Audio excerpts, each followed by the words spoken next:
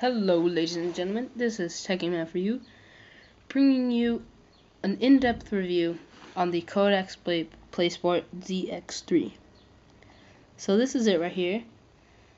This is Kodak's pocket size camera, which is underwater and like -10 degrees Celsius. And so here it says, so it was waterproof 3 meters.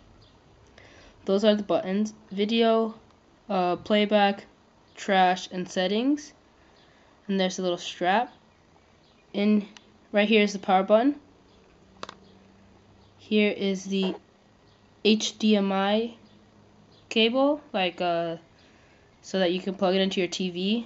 This is a microphone jack, and this is the micro USB port. And here you see it has this little rubber thing right here, so that when you close it, no water gets in, and then you secure it like that.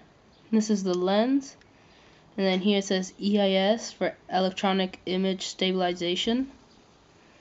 And then on the other side is this with the battery and the memory chip. And so the camera itself can record in 720p 60 frames per second, 1080p 30 frames per second, 720p and WVGA, and then the 5 megapixel still. If you watched my quality test, you'll know that I prefer the 720p 60 frames per second over the 1080p because it looks more live. Like, it looks a lot more realistic and stuff. So that's why I prefer it. And then so when you press the playback button, it takes you to the menu here. But let me film something really quickly. So I'll film the camera itself. And hey guys. So that's that. And then when you go to the playback, you just click the middle button. I'll film the camera itself. And hey guys. So that's that. And so then if you want to delete it, you click the little trash button and down. And then the settings, here you have the date and time settings for NTSC and PAL, brightness, volume, microphone loudness, like that, the H2O, the information to format the SD to delete everything on it. That's face recognition, electric image stabilization, and that, I'm not so sure what it is, sorry. And so, I'm going to say the cons about this camera, I guess. And that would just be the button layout here. That's the only thing that bothers me sometimes, because when I was using it in the snow, you know, you have big, bulky gloves on. And then this is a pretty small button to use.